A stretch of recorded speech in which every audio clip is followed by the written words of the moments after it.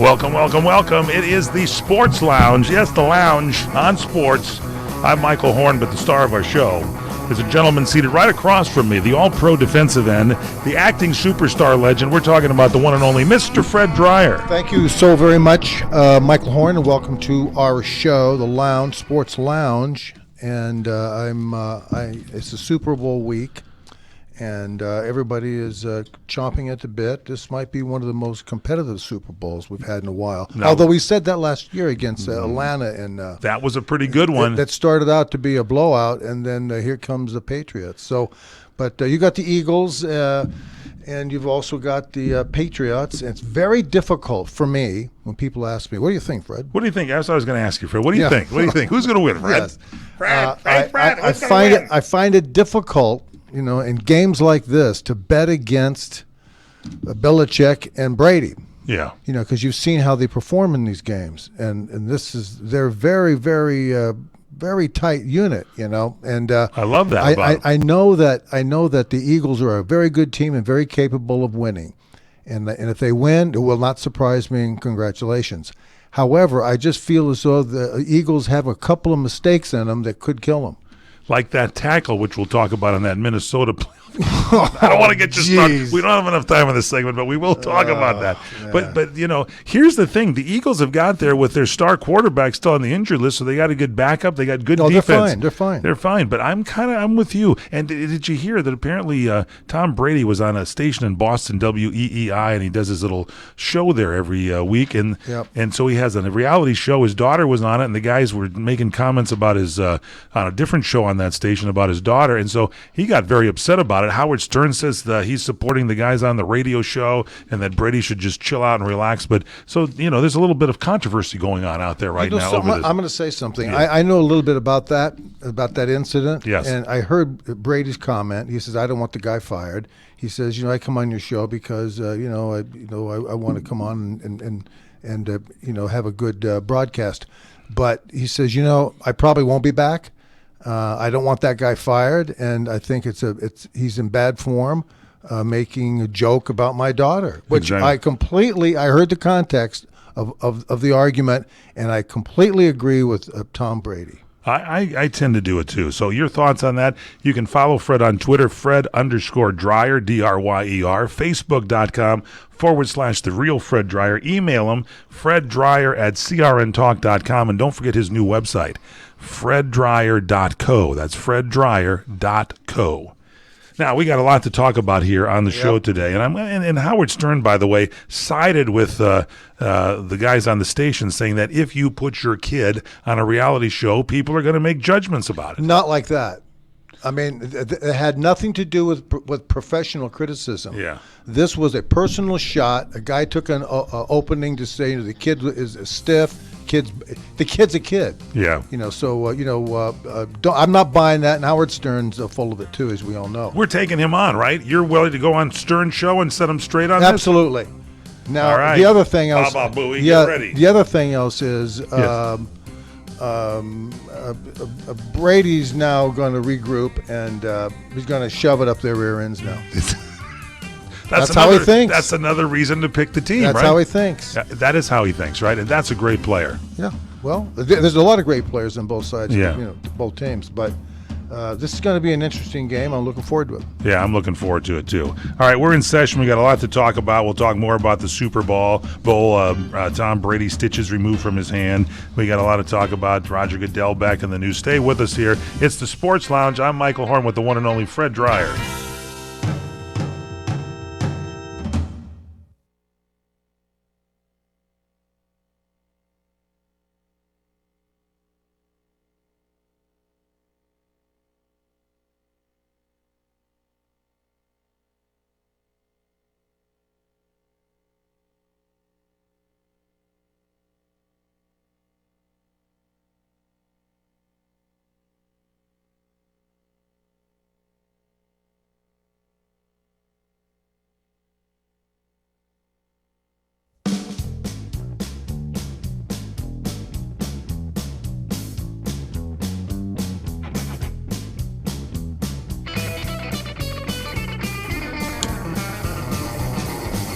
Welcome back to the Sports Lounge. I'm Michael Horn with the one and only star of our program, a man known as the All-Pro defensive end. 2 safeties in one game in the same quarter. That record's going to stand forever. And the acting legend. I mean, he was in Hunter. He was with Sharon Stone. My gosh, you saw her protesting with her black outfit here recently at the Golden Globes. And he starred with her in Agent X. It's the one and only Fred Dreyer. Thank you so very much. You know, they're going to protest, I think, where was this? The Grammys? Everybody wore black. They wore a boutonniere. They did the black was at the other. I thought someone died. I thought it was the whole production. Well, but your co-star Sharon Stone wore something black. But let's just say that thing was it was a nice cut. I kept looking down and I didn't know where it stopped. It was one of your golf V-necks she had on. Yeah.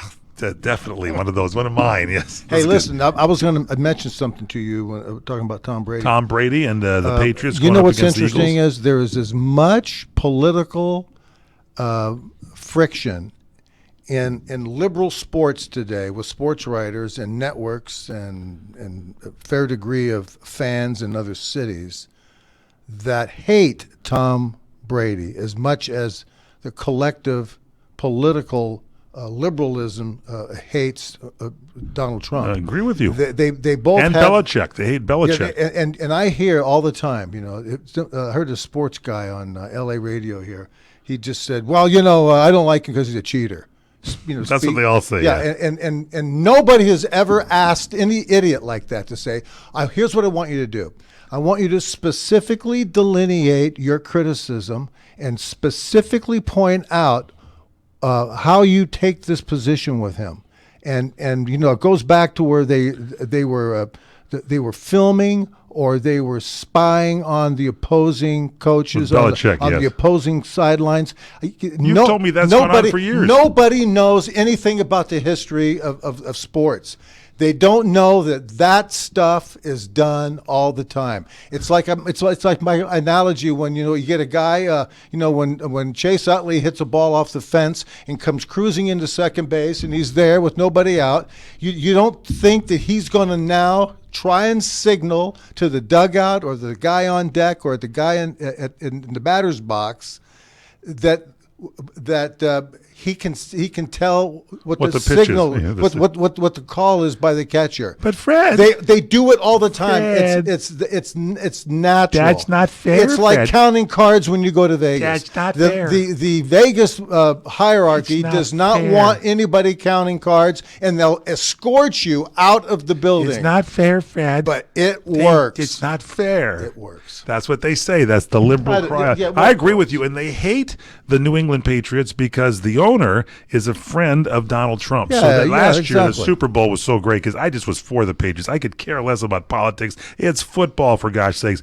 But so many people at the party I was at watching the game wanted to see New England go down in flames because the owner was good friends with Donald Trump. Yeah. And I just sat there and smiled as Tom Brady let him down the field and annihilated Atlanta. So, that's going to be going on again this year because everybody now has to have a political twist on everything. They can't just let football be football. Everything is politics. Everything has been politicized. And the liberals do it, and we can, conservative viewpoints, let bygones be bygones. You want to do what you want to do what you want to do. There's another election coming up in 3 years. Relax. Vote your liberal ways. Maybe you get a liberal politician in there again. Well, did you see Nancy Pelosi? She looked like on Trump's State of the Union speech. They cut away to her about half a dozen times, beautifully so, right at the right time where we got a chance to see her tonguing her own dentures. She was pulling out chunks of peanuts or whatever the hell she was eating, quiche, really, whatever the hell she was doing. But she looked like call a dentist? You know what she looked like? She was shifting around in her seat, and she was leaning over talking to that other alcoholic. What's his name? Schumer, Chuck Schumer, and he was looking at people. Schumer. He looked at he was looking at. They didn't know if they should stand. Here's the thing. No. But my point is she looked like an alcoholic on the curb trying to get herself together before she stood up. I don't know, maybe they had a couple of pops before the State of the Union. Obviously, they weren't going to like it. She looked to me like an officer came over and said to her, She said She to has her, a winery. She grows grapes. You're going to have to stand up so I can cuff you. And she was trying to organize her teeth and her ass and she's trying to organize herself to stand up and present herself. In the meantime, she looked like the drunk that she is. And look at there's plenty of criticism to go around. But you can't tell me that Trump did not say one thing that should have been appreciated by everybody in that I didn't see any. It was like just a thought process of what's going on in the country, and it's like everybody tried to make a political statement out of it, and it's like I didn't hear him say anything. We're not going to do this for the blacks. We're not going to do this for the Hispanics. We're not going to do this for females. We're not going to do this for guys that have one arm. It was a unification speech. I thought it was his most presidential speech to date. It was a great speech, and it's got these guys floored, these Democrats, and they had Joe Kennedy the 30th, wherever the hell, whoever his parents he is. He came, Robert Kennedy's Robert Kennedy's, whoever the hell he is. So he shows up. He shows up, and he's drooling, and he's all over the place. Well, you go ahead. That's the narrative. I'm just repeating it. Okay. I'm just repeating it. He got very excited. Yeah, he said he had lip balm. He had Chappaquiddick lip balm. So is he running for president? It was Oprah last week, and now it's going to be this guy. Yeah, this lame freckled white guy. The guy that everybody hates on the Democratic Party. They foist him up there and tell him, hey, they could have had someone like a black militant, like Sheila Jackson Lee, that crazy woman from Texas, to show up and just completely throw bombs after the speech. But they didn't. They put Ted Kennedy up there, and people went crazy. Liberals went crazy. They had 5 rebuttals to it. I think Bernie Sanders did one, and they had the official one that you said with Joe Kennedy. In the face of that speech, Bernie's telling you that 2 and 2 is 7. And the Black Entertainment Television had what's-her-face on there, Waters, coming up there, the congressman here from L.A. Yeah. And Maxine Waters, yeah. Jeez Louise. Impeach 45. Yeah. I take my time. I released my time. And it was probably pretty good. And then the guy on the Late Show was rebutting everything. So anyway, it's kind of fun. Here's the thing. There's going to be definitely a political hook. It'll be great to see who's kneeling and who's not at the beginning of the game after our president said, stand. All these people that gave their life for our country, a kid putting flags on people's gravestones there, the veterans' gravestones, all that stuff makes you want to stand, put your hand over your heart, give the Pledge of Allegiance, then go back to whatever you want to believe in your organization, but not in a football game, but it will be there. This guy that owns the Eagles, a big liberal, big supporter, which is fine. That's his prerogative. So now that's really going to be. But here's what's going to be interesting: will the ownership of each team, will the head coach of each team tell his players, do not politicize this moment, do not do that? No, they won't. Let's see what happens. Let's see what happens. Because it's the big game. It's like it should all be about the game. Here, for one step.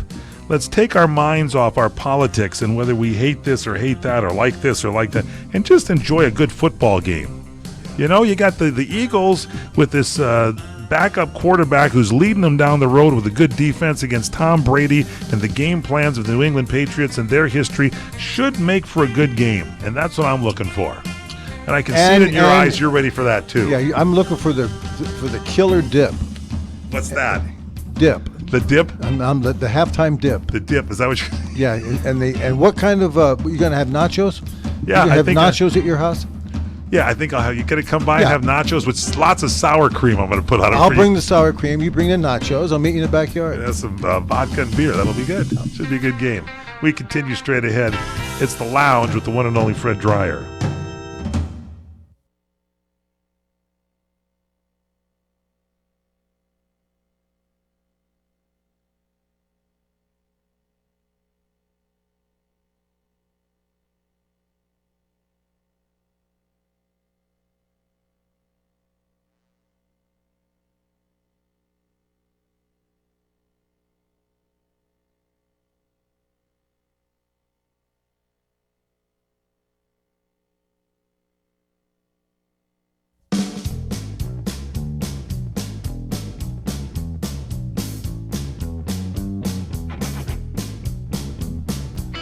Welcome back here to the Sports Lounge. I'm Michael Horn. That, ladies and gentlemen, the legendary Fred Dreyer. Yes, that Fred Dreyer. How do you do? The football legend, the acting legend. Yep. every week on this show doing this thing. We have new microphones, and they're great. Aren't they great? Yeah, I don't have to feel as though I'm swallowing the microphone here in order to get heard. I'm going to talk in the old one for a minute to show you the difference. This is the new one, and now here's the old one. What are you doing, Fred? What is doing, Fred? And now I'm back on the new one. So you can see a little difference in the quality. We'll cut that out. Don't worry about that.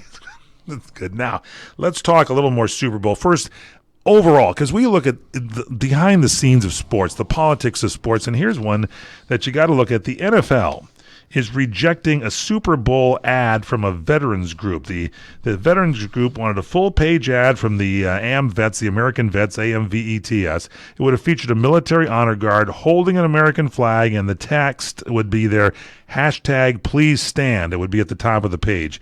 Many NFL players chose to kneel, as you know, during the regular singing of the national anthem before football games in the season, and this ad was calling on players to stand, and it also solicited donations. The NFL says they reject the ad because it made a political statement. Well, here's my question to you, Fred Dreyer.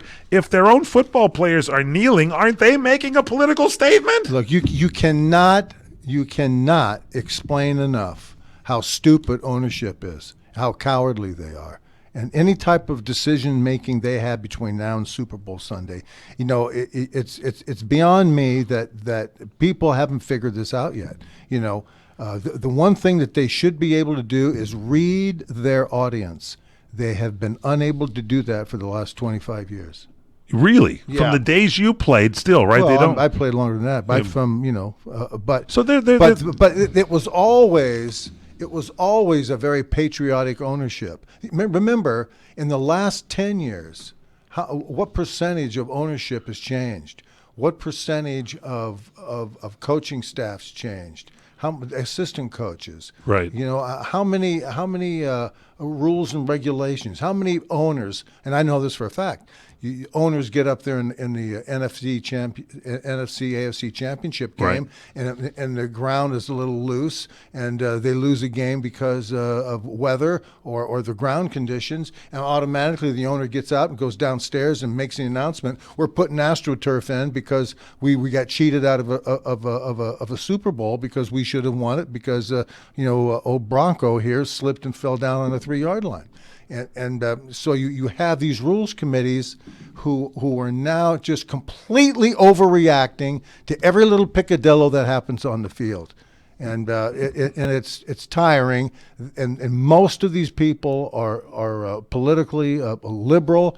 And I don't care, honestly, what you are, one way or the other. If you're not, it's your prerogative. It doesn't make any difference. Don't infuse it on me on Sunday.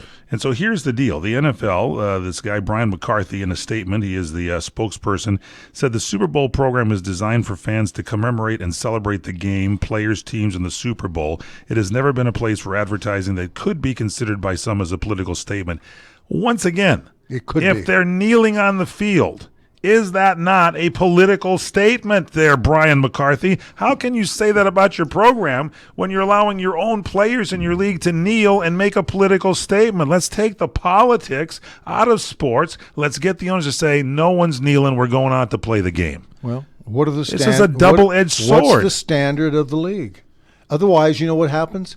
The ACLU will come in and tell people, you know something, you owners, you 32 primarily white owners, you privileged owners, you can't make up these rules. You can't make people stand, and we're going to countersue for the players, and that's what they're doing. I mean, at every level of society and every level of business, you know, if you don't like what the owner says, you know, you can sue him and take it to the ACLU and have what's her name, Gloria Allred show up, you know, the next morning with their camera trucks and Attorney Gloria and you've Allred. got a big problem on your hand. Yeah. Otherwise, you just go and tell the police department, you know, take Miss Allred and her crew off my property.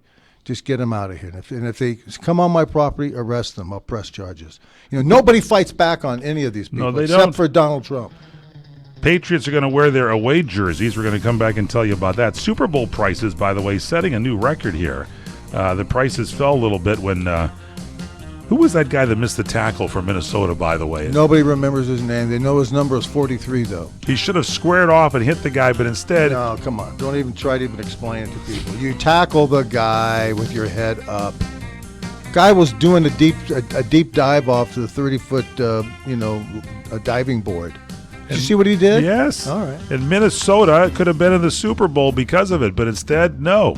It's terrible. That was well, New Orleans should have been in New Orleans. You're they right. should have been in Philadelphia, playing Philadelphia. Yeah, that's true. Yeah, that we go back. We're still talking about that. I hope they get rid of that guy. Maybe they'll put him in a package deal. I want with them Matt to Kemp. teach him something. I don't want them to get rid of him. To teach him how to tackle. Clearly, he didn't do it on purpose. Maybe he did. I don't know. Teach him how to tackle. We'll be back in the lounge.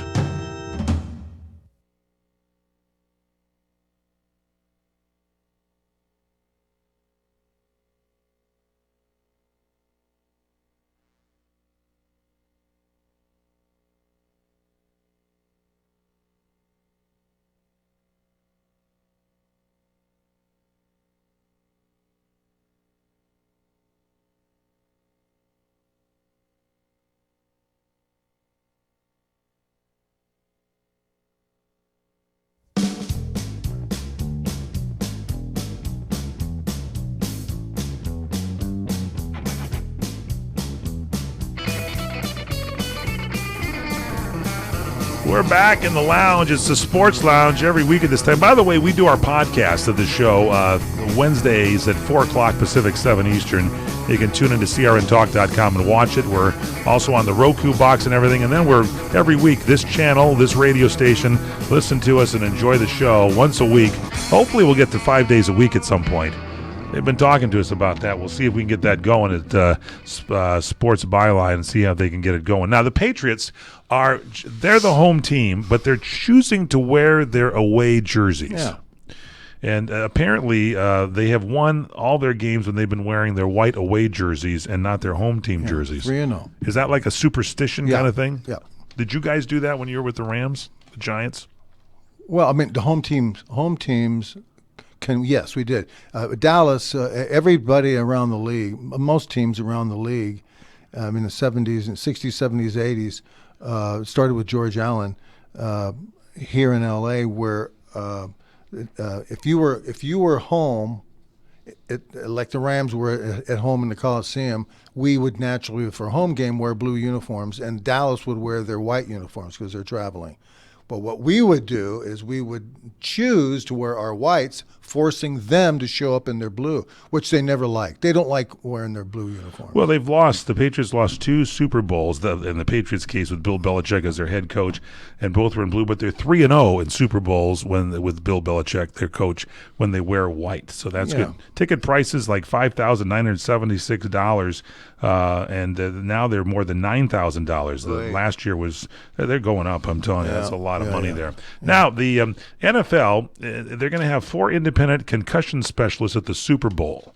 Now, this is a topic near and dear to your heart because you've testified on this, but they got 4 specialists. So what, pray tell, would they be doing at the game? Well, this is a good thing, certainly, to have a medical assistance right there on the spot, and if someone gets hit, you can make a designation, say that guy got hit, he got hit pretty good, and you're right there, and you got a doctor to take a look at these people and to make sure that if there's anybody that needs to go to the hospital immediately, then they can make that decision, or if he's okay, if he's not okay. The one thing, the most important thing is that once somebody is hurt like that, you designate somebody to sit with him and to watch his behavior for the rest of the game. And keep an eye on him. Yeah, and if you don't have those people available, so this is a good thing. You're asking, the trainer or the ball boy, hey, if the guy passes out, let me know. Yeah, exactly. Yeah, you don't want the ball. No, boy. you don't want to. You don't want to put that responsibility on anybody, but you want to make sure that you're taking care of these people the right way. Yeah, so this is kind of going along with the new policy, the NFL's current policy, which was established in 2014, which placed one unofficiated neurological consultant there, known as the UNC or UNC, on the team's sideline. There's going to be 4 of them now at the game. So I think agree. That's good. That's good. Now, Roger Goodell is in the news, and you've talked to him. He's been a friend of yours, but he's kind of have a problem with the way he runs the NFL sometimes. This whole kneeling thing, he should get this thing Want me going. to call him for you? Could you do that and talk to him? Can we get him on the show and ask him about it? Well, He'd have a lot of guts in the coming on off season, show. we'll get him on the show. He is downplaying the rise in Thursday night injuries. There's been a rise in injuries on Thursday night games this last year, and it was so small that it's not even statistically significant. That's what Roger Goodell said Wednesday. He made them during the annual Super Bowl news conference as the league announced a 5-year deal to continue broadcasting their Thursday night package. So he says, Fox Sports, by the way, has got this deal sewn up for like the next 5 seasons they're going to have. Fox Sports is carrying Thursday Night Football. Did you know that? Yeah, I did know that. So that's going to be a big deal. They paid a lot of money for that. And it's like $660 million annually to broadcast 11 games a season. But apparently there was some injuries suffering more injuries on Thursday night compared to, there was 6.9 injuries per Thursday night game last year compared to 6.3 in games played on other days. So it was the highest average of Thursday night injuries since the league began releasing the data. And even Sunday and Monday games don't go that high. So what's the deal? Is it people aren't used to playing Thursday? Why do you think the injuries are up on a Thursday? Well, it usually falls back onto the game. If everybody plays on Sunday and then 2 of those teams that are playing on Sunday have to have a short week to practice once or twice to go travel somewhere to play on Thursday. So you're not fully recovered from from those 2 teams aren't fully recovered from the previous Sunday's game. So Roger Goodell says, quoting him, only this year showed a slight uptick, which was even statistically significant. If you take the full period over the last years, the injury rate is low. So here's the deal. They're saying the players, going along with what you just said, have complained about the quick turnarounds for Thursday games, making it difficult and run counter to their league's commitment to health and safety of their players. Yeah, plus this is one of the reasons that players have said we're not expanding to 18 games. Yeah, I remember when we played in 14 games up until the 70s, 75, 76, I think it was, and then it went to 16 games, and there was a huge argument between owners and players about 2 extra games. And they said, well, look, here's what we'll do. You're playing the games anyway. So instead of 6 preseason games, we'll have 4 preseason games. We'll roll the start clock back, and then we'll just count the last 2 preseason games as so you're not adding anything. It's just that the more there's more value put on the last 2 preseason games as regular season games. What do you think about it? Follow Fred on Twitter, Fred_Dryer, D-R-Y-E-R, Facebook.com/The Real Fred Dryer. Email him, FredDryer@crntalk.com, and don't forget his new email or his website, FredDryer.co. So that'll take care of it. And this Fox thing is going to be, I guess they'll be showing this on the main Fox network. That's a big deal for them to pick up these games on Thursday night. They were going from CBS to NBC. Yeah, of course it is. And so you'll, I think in the future you're going to start to see, they're going to have to start putting 2 weeks off during the season. You're going to have to give people some time off. Give them a couple of weeks, yeah. So it's going to stretch the season out. So the season will maybe start earlier, a week, and last more. Instead of the 8th of February, the Super Bowl, it'll be the 18th or something. What about traveling? Like they've been going to London next year. The NFL is going to be in Mexico City. The Rams are going to host the Chiefs for the international game in this coming year in 2018. What do you think about that? Well, it's one thing for baseball teams and for basketball teams to do that because you can amortize your rest throughout the season. Right. But football, you got 14, 16 weeks. And get on an airplane and go to Rome and play a football game there and then get back off and then come back here, that's not fun. You know how it is when long flight will kill you. Well, you take grandma to Rome for the weekend. She comes back and she's in bed for a week. Take grandma. Next thing you know, she's in the game because you decide to kind of rest up a little bit. Get up, grandma. Get in there. You're the all-pro defensive end. Come on. Today.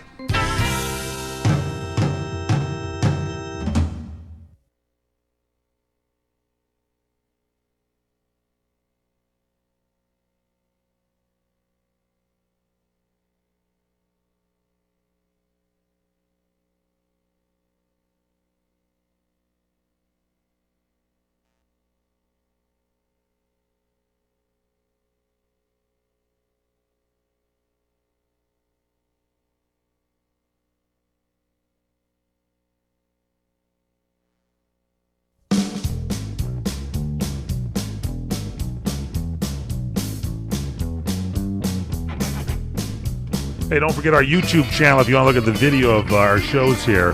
YouTube.com/Fred Dryer, CRN Lounge. You can check it out there. Go to everything. You can find out more at crntalk.com. Click on the lounge with Fred Dryer. Hey, we're back here. That's the star of our show, in case you don't know. I'm Michael Horn. The star here, Fred Dryer, the all-pro defensive end, the acting legend. He is the man. You need some of that here? Let me pour you in there right now. Here we go. Fred Dryer. You, by the way, are just one of the great guys that loves alkaline water, aren't you? Well, and I just found out today that there's a cheese, that cheese turns your body more alkaline. If you eat, what? That's what one of the people said, and I don't believe it. I don't think so. Just thought I'd let you know. Now, let's talk some baseball. First off, Hall of Fame. Chipper Jones, I agree with that, right? Good addition to the Hall of Fame. Well, yeah, from what I understand. Vladimir Guerrero. Yeah. Jim Thome. Well, he's got like 600 home runs. Yeah, he's good. Trevor Hoffman. Here's the thing that gets me on some of this. Some of these guys, like Vladimir Guerrero is a 9-time All-Star over 16 seasons with the Montreal Expos, the Rangers, the Orioles. His career batting average is 6th highest among players with at least 400 career home runs. That's good, right? Some of these guys have like asterisks there, like let's see what's happened. Hoffman, the 6th relief pitcher to be elected into the Cooperstown, played for the Marlins Padres. He had 1,133 strikeouts. That's pretty good. Jones was an 8-time All-Star, played 19 seasons for the Braves, ranks 3rd all-time in home runs by a switch hitter. It's just home runs. Why should you be a switch hitter, or how many home runs left-handed? Well, it makes a big difference. Really? But there's a hell of a value put on switch hitters. If you Okay. can hit, All right. I stand corrected. I'm sorry. That was a big plus for him. Okay, so let's get really into this right now, because the Cleveland Indians are in the news, and this is a sad day for baseball. Easy, big fella. That's the problem.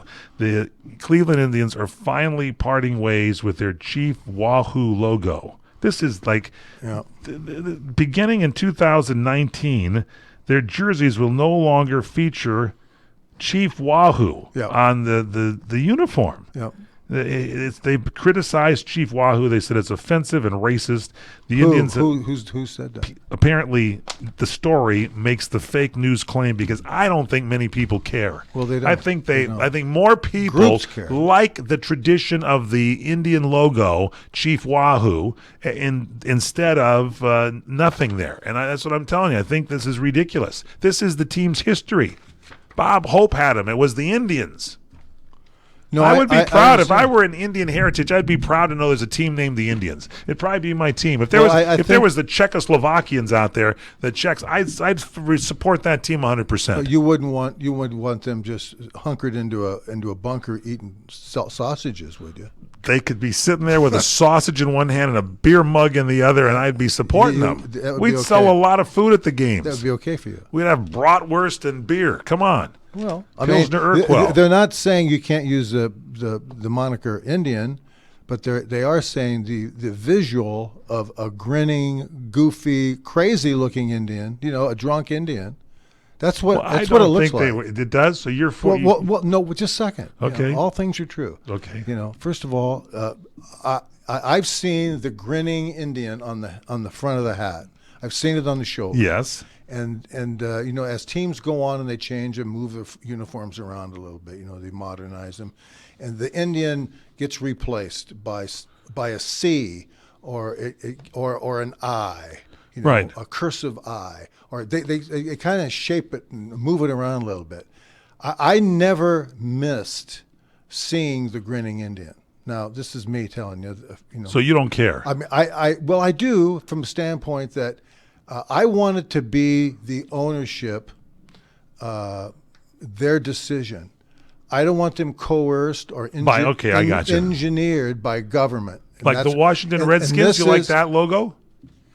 Yeah, but here's what else. When I was playing for the Giants, we played the Redskins all the time. Yeah. And I love their uniforms. The Ralph Guglielmi helmet with the white feather coming up the back, up to the middle of the helmet. That, to me, was the best helmet. When they changed it to the Indian, the nickel-headed buffalo Indian on each side of the helmet, and all the fancy striping, I never liked it. I wanted them to go back to the simplicity of the feather, of the feather, and then go back to the original, fawn-colored buckskin pants with white jerseys or the burgundy jerseys. And when you saw those uniforms, like most of the NFL jerseys, when you saw their uniforms, you saw the brilliance of the color and the simplicity and the beauty of each one. But they've destroyed everything, and especially when baseball, when they wear these jerseys. I hate when teams wear their colored jerseys on top. I think it's ridiculous. For the camouflage. I think the Cubs destroyed their uniform when they put CUBS in cursive. It looked like CUBA. It looked like Cuba. Did you see that? Yes, I did. Yeah. Okay, yeah. Not good. So here's the thing. Rob Manfred, the Major League Baseball commissioner, said over the past year, we encouraged dialogue with the Indians organization about the club's use of the Chief Wahoo logo. And during our constructive conversations, Paul Dolan, the Indian owner, made it clear that there are fans who have a long-standing attachment to the logo and its place in the history of the team. Nonetheless, the club ultimately agreed with my position. The logo is no longer appropriate for on-field uses in Major Baseball. And I appreciate Mr. Dolan's acknowledgement that removing it from the on-field uniform by the start of the 2019 season is the right course. Everybody, buy a Chief Wahoo uniform and wear it to the park proudly. I'm ordering one. I'm not even an Indian fan, but I'm going to wear one of these because you know what? When they put that big C on the Cleveland Indians uniform, I'm going to call them the Cincinnati Indians. Ooh, you're getting back at them now, brother. Oh, man, are you on the warpath? That's right. Chief Wahoo is going, and I like Chief Nakahoma also with the Atlanta Braves. Well, are they going to now get rid of the chop? Hey, yeah. Well, are they going to get rid of that? That's pretty annoying. Well, when Jane Fonda did it was annoying. Yes.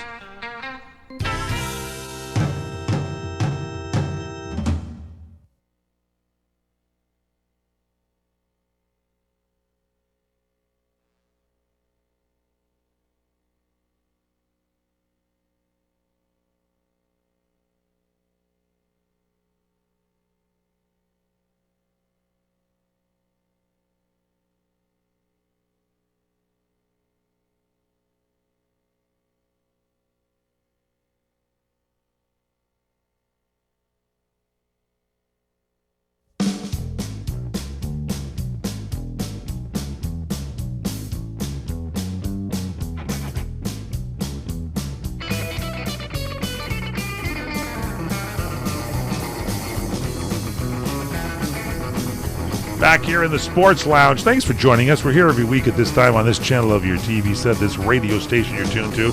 Don't forget, we do our podcast Wednesdays at 4 Pacific, 7 Eastern. You can actually be a voyeur and tune in to our podcast at crntalk.com or on Roku, on our Roku channel. Just go to Roku and search in for CRN, and you can watch it on Wednesdays at 4 Pacific, 7 Eastern. So Yu Darvish, still not signed. He's waiting to see if the Yankees or the Dodgers can clear enough salary. What's the deal here, Fred Dreyer?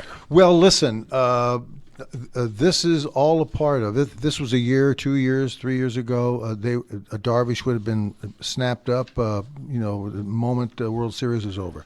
But I think it's all a part of the understanding that these teams cannot waste money and go over the cap of $197 million. Right. And so if it means not signing some people, then that's what it means. If you can fit Darvish under your cap of $197 million without going over and paying a penalty of 50 cents on the dollar, then that's wonderful. The Dodgers and the Yankees are the two premier teams that he wants to go to because they're both certainly, just moments away from winning a World Series. But, he's waiting around. He wants to go. He wants to stay here in L.A. with the Dodgers. The Dodgers would really like to have him, but they're not going to go over the 197. So what they've got to try and do is the salary cap, clear money on the roster. They got Matt Kemp, who they brought in for this exact reason. Package him with a couple of people. He's got 30, 40, $50 million owed to him over the next couple of 2 years.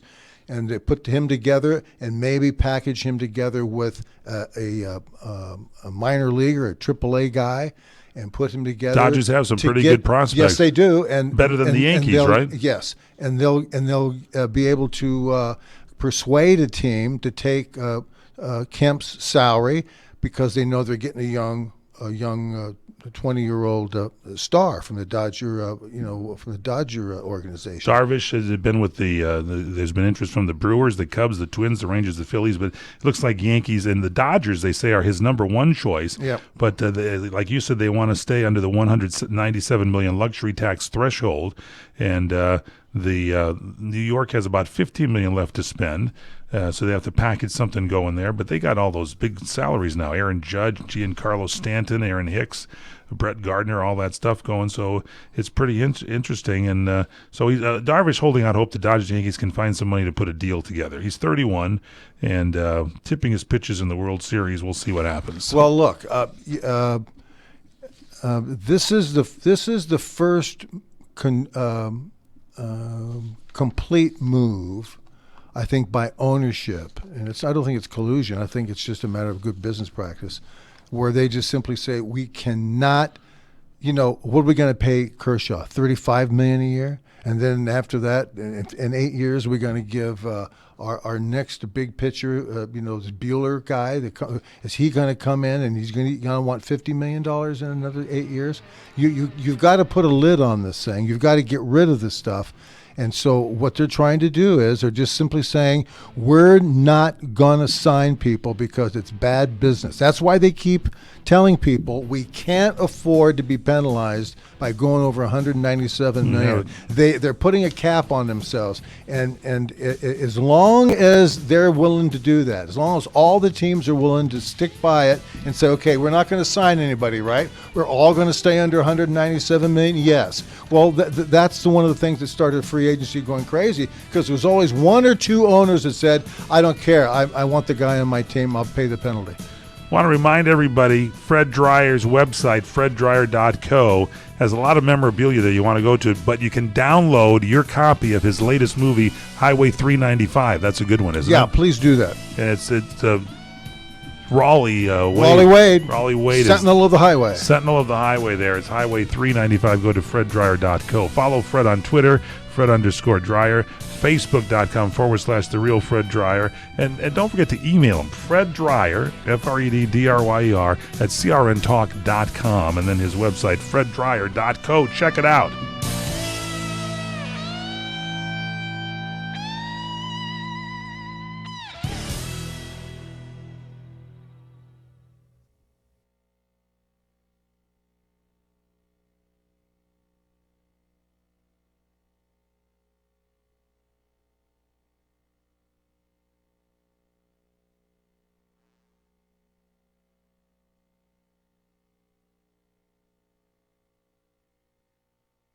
Okay, so this is going to be our 2-minute email segment here for Fred Dryer. And by the way, Mike Gary, the outcues are freddryer.co. I got you out of, I don't know, I started it late, but it'll be somewhere before 2:50 with the outcue at the opening segment.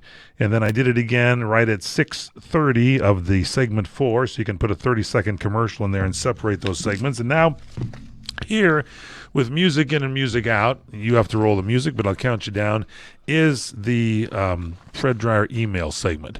Coming at you with the music ready to roll in 5, 4, 3, 2, 1. Welcome back here to the Sports Lounge. I'm Michael Horn, again with the one and only Fred Dryer. Fred, it's our email segment. We love this time. This comes to us from Eli. He says, Dear Mr. Fred Dryer, I don't know if this email will work for you, but my name is Eli. I'm writing to you because I have reached the rank of Eagle Scout. I'm at Scout Troop 54. I've spent most of my life surrounded by scouting. I've earned 54 merit badges. The awards I have earned: Keep America Beautiful Hometown USA Award, World Conservation Award, International Spirit Award. I became a Leave No Trace trainer when I spent time as a camp counselor, teaching the next generation of scouts to be better citizens of their community, nation, and world. Spent this last May working on my Eagle project. For my project, we cut out overgrowth and cleaned up headstones with soap and water, took pictures of them, uploading them to Billion Graves. That way they can view what they look like, all weathered away, and the exact location of them in the cemetery. He says people there will be able to see the headstones and all that stuff. So also the cemetery is going to be able to use the app that they're putting together to plot the graveyard. I wanted wanted to write to you about my Eagle Project because of what you've done with your life of football and acting. You've lived an inspiring life, which helps motivate kids like me. I want to say thank you for that. I'm a big fan. You played for the Rams, my favorite team. And so he says, you're an awesome player. Thank you for being the idol for kids like me look up to. What a great letter this was written. Beautiful letter. I was reading it earlier. Eli Robert Heindel, I believe that's Heindel. Yeah, Heindel, yes. He's what a in guy. Loop Palmer, Alaska. It's something else, huh? And I'm gonna send you off a photograph. I'm gonna send you a little something in the mail. So look for it. All right, so Eli, look for that too. And if you'd like to write to Fred, that's a long email to you. We'll get to some more later on here in the show. But you can write to Fred Dreyer, Fred Dreyer at crntalk.com. Again, Fred Dreyer, Dreyer, at CRN, Charlie Robert Nancy Talk.com.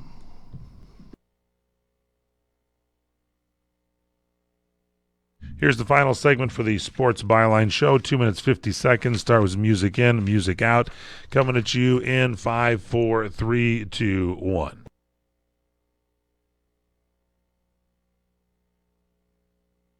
Hey, welcome back here to the final segment of today's program, and we appreciate you tuning in here. I'm Michael Horn in the lounge with the star of our show, Fred Dreyer. Thank you so much. Sultan of safeties, two safeties in one game. It's going to stand for a long time. Two different quarterbacks, too. One other email we didn't get to before. Pamela says, today on Heroes and Icons, that's the new network that's carrying Hunter, a favorite episode of Hunter, it's Fred Dreyer dressed as a heavy metal punker guy in an episode called Death Machine from 1986. Guest star was Fred's friend, former Oakland Raider turned actor, the late John Matusek.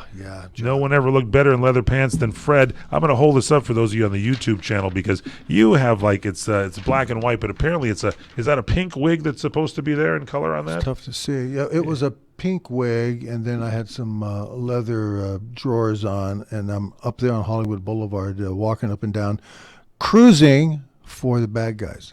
Yeah. That's what I'm doing. So you look pretty good in that. It said it was an interesting script, wonderful banter between Hunter and McCall.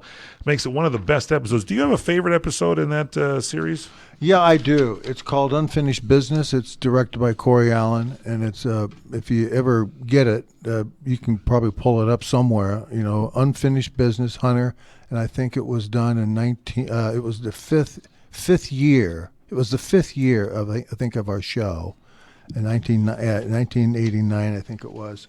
But it was a great show, and I won't tell you anything about it, but just watch it. Take a peek at it. Now, final story here. Ronda Rousey is getting out of the UFC. I love her. She's joining the WWE, the World Wrestling Entertainment. Okay.